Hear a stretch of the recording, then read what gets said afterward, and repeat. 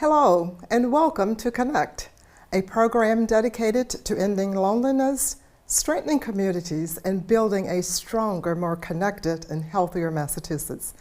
I'm your host, Sandra Harris, and I'm glad you joined us.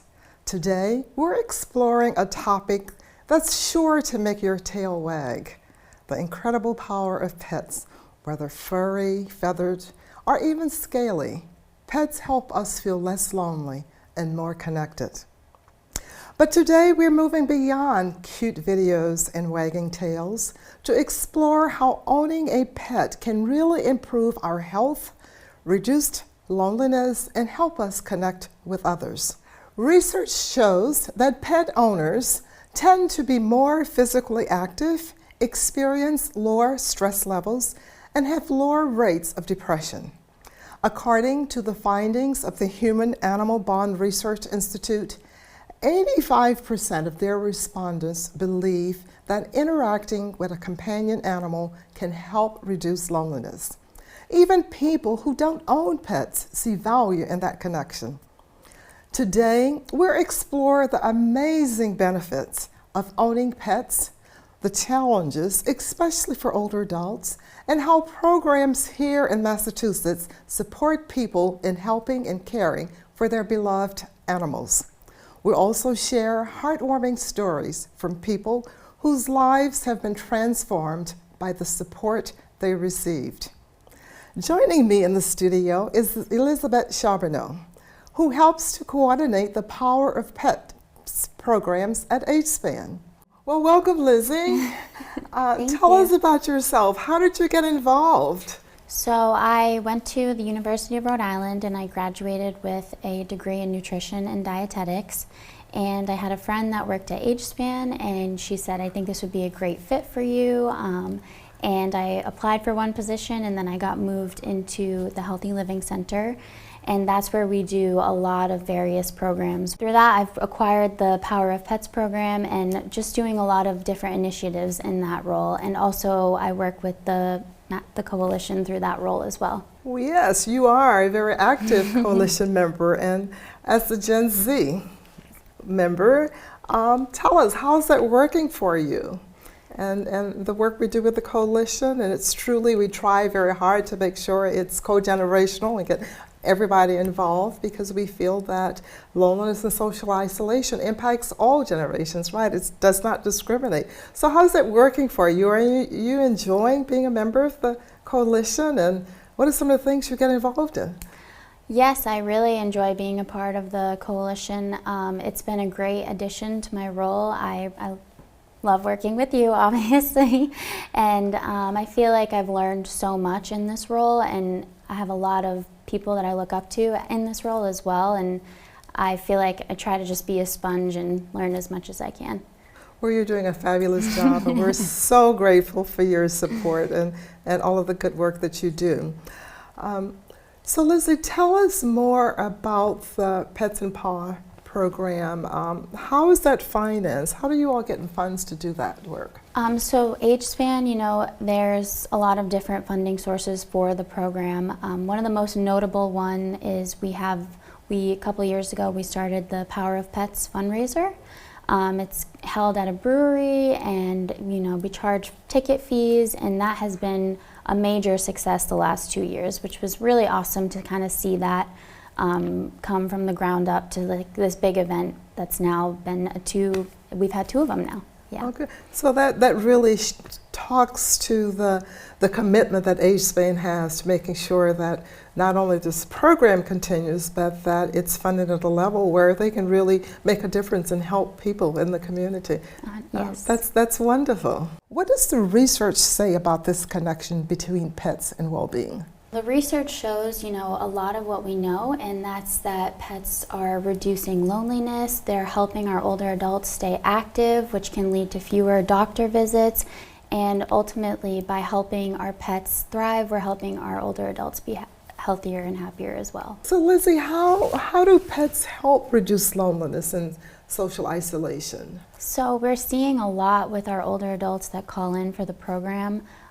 We hear a lot that their pets are the reason they get up in the morning. Their pets are, you know, their babies, and a lot of the older adults that we live with live alone, so their pets are truly their companions that they're with all the time. For many older adults, especially those on limited income, they worry about whether they can afford to keep their pets.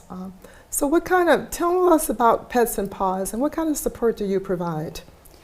So through our program, we cover many services. We cover euthanasia, we cover vaccinations, annual checkups, prescriptions.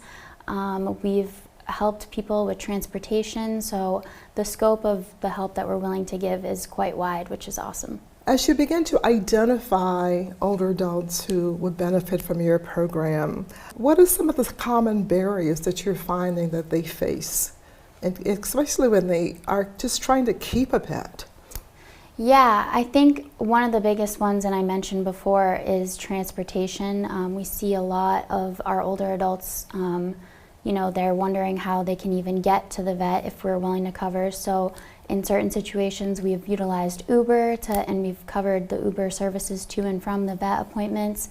And then also financial situations are a significant barrier, because a lot of our older adults are living in housing sites or in community settings, and in those settings, their pets need to be vaccinated. So if they're not able to vaccinate their animals, it's posing a bigger problem for them in their living situation at that point. So those are kind of the situations that we'll see. So can you talk a little bit about your service areas? Because we want to be clear that this program isn't really offered for people throughout the state. So describe your service area. So our service area includes the 28 cities and towns in the Merrimack Valley and the North Shore. So that includes Danvers, Lawrence, Lowell, Methuen, Salisbury, Amesbury. It's a pretty wide service area, I would say, for the most part.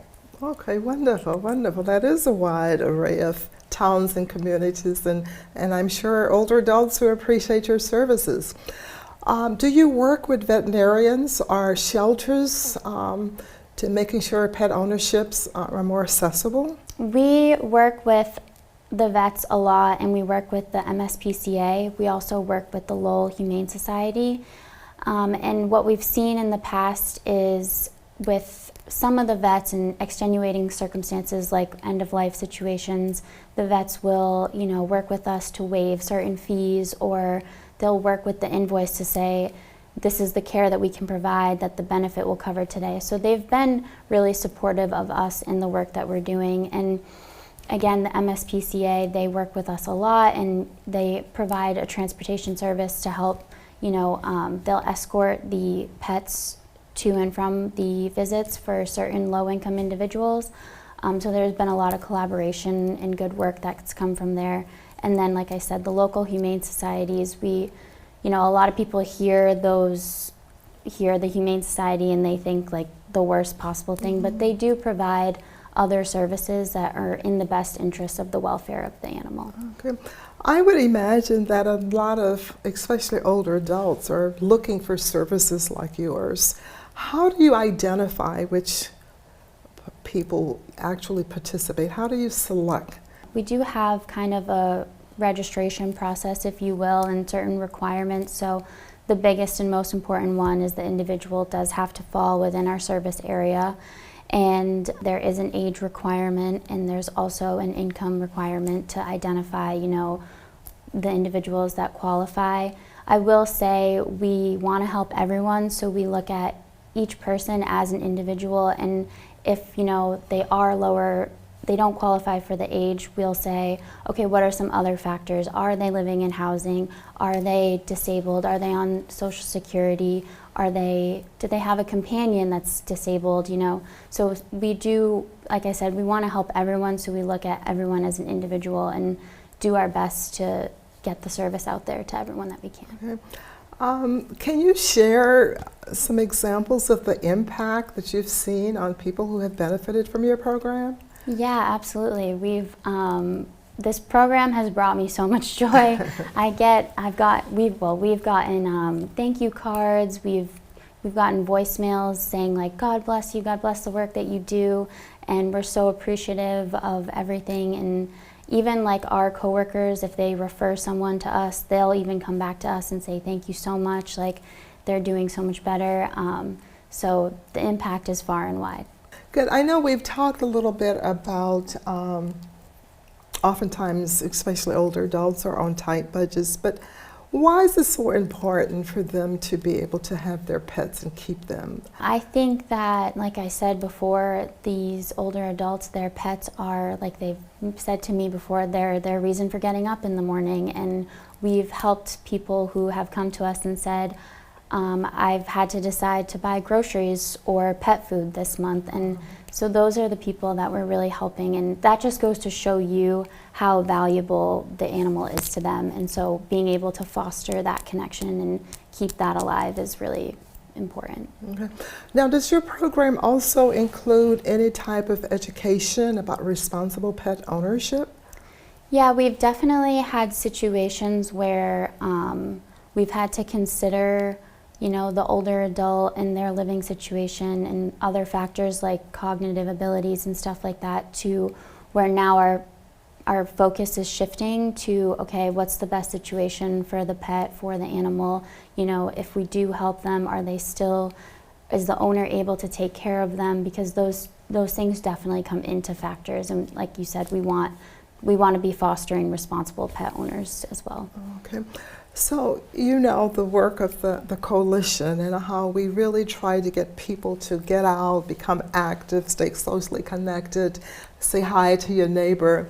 But can you share some examples just from the Pets and Paws program where you've seen, especially older adults, get out more, meet their neighbors, and feel less isolated? Is that really working?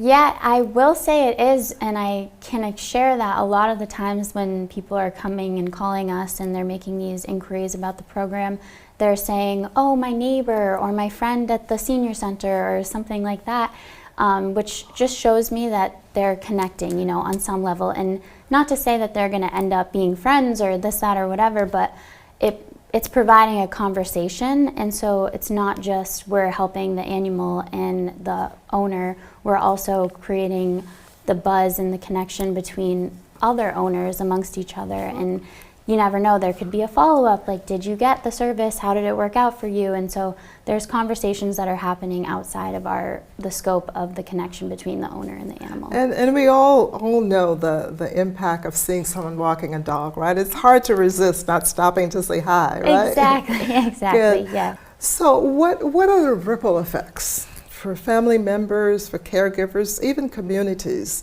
when older adults are supported in keeping their pets? So like I mentioned, a lot of our older adults are living alone, and a lot of times we are getting family members calling in on behalf of the older adults in their lives, and they're saying, you know, my mother, my father, this animal is everything to them, this is their baby, like, can they qualify for this service? And I think when we are able to help them, I think it gives the family members peace of mind to know that their older adult can keep their companion for sure. Oh, wow. And knowing that they're interested and available to go out on their own, just to walk the dog down the block. That's wonderful.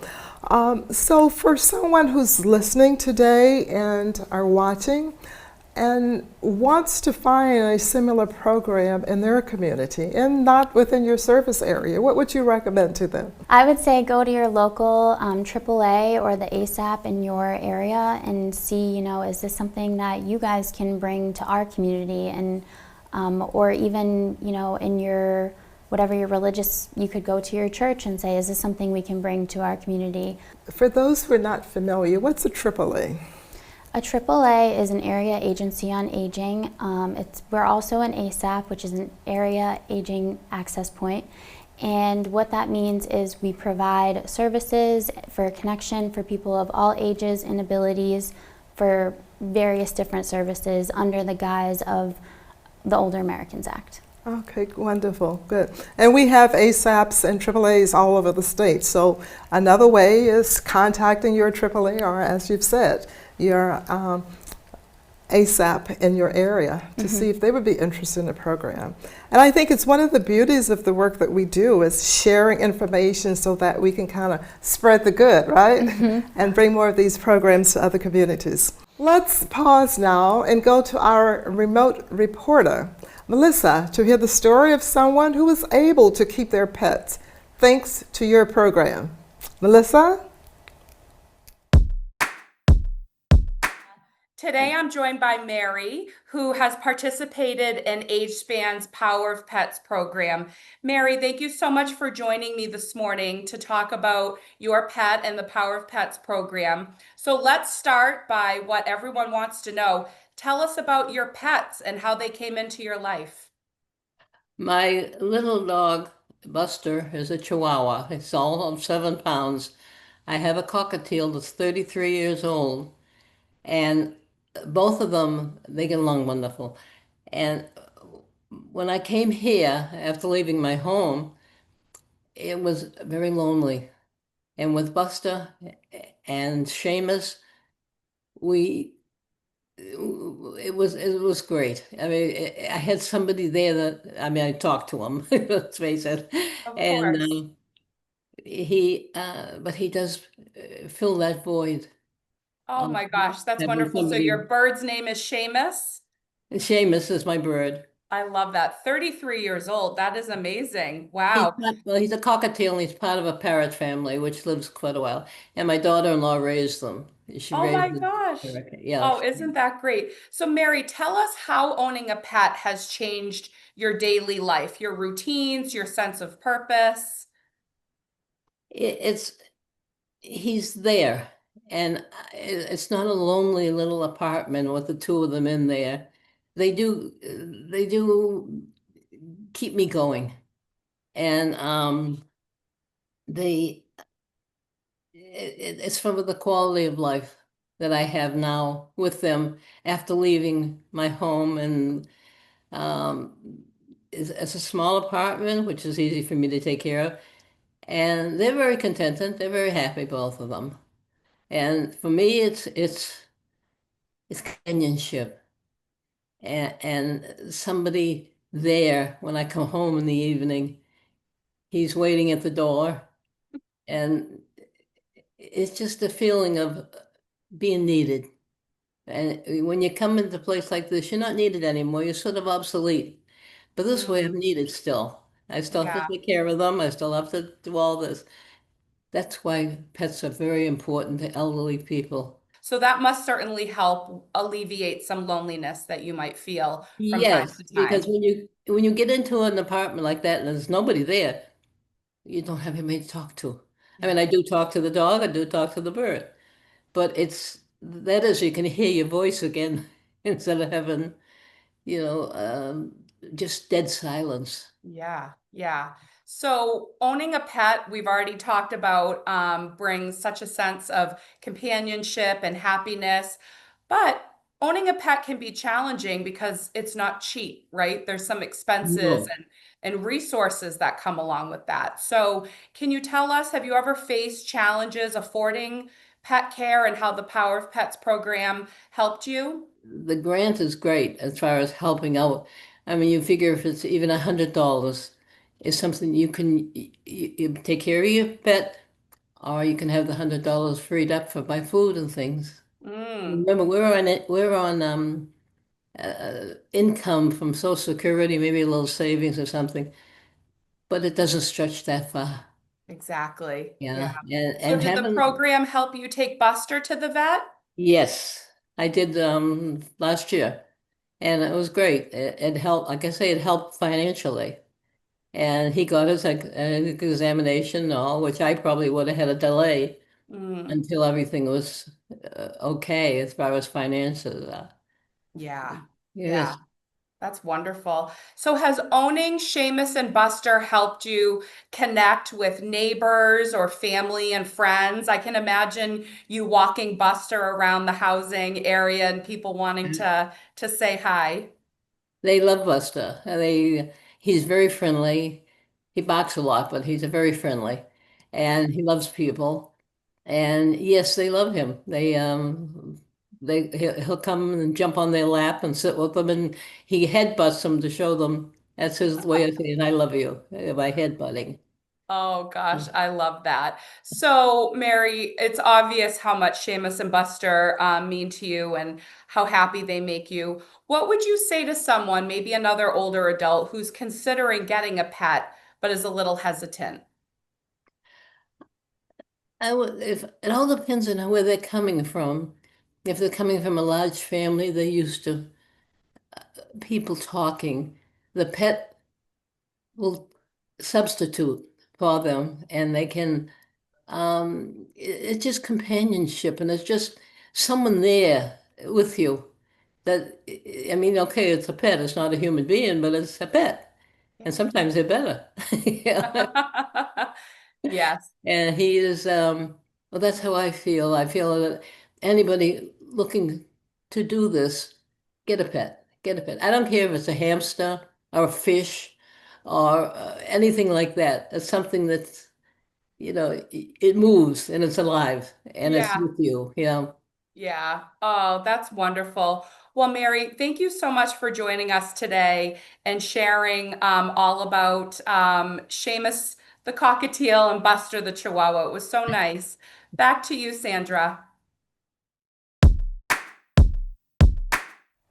As you can see today, pets give us so much more than companionship. They give us connection, laughter, and a reason to engage with the world. If you'd like to learn more about AgeSpan's Power of Pets program, visit the links we're shared on screens. And remember, even if you don't have a pet, you can connect by volunteering at a shelter, offering to walk a neighbor's dog, or simply saying hello when you see someone out with their pet. Thanks to you, Lizzie, and to AgeSpan, and of course, all our furry, feathered, and scaly friends who bring so much joy and purpose into the lives of so many. And thank you for watching. I'm Sandra Harris, and this is Connect. To learn more about the Massachusetts Coalition to Build Community and End Loneliness, visit us at endlonelinessma.com. And until next time, keep finding ways, big and small, to build connection in your life. Sometimes it just takes a wagging tail.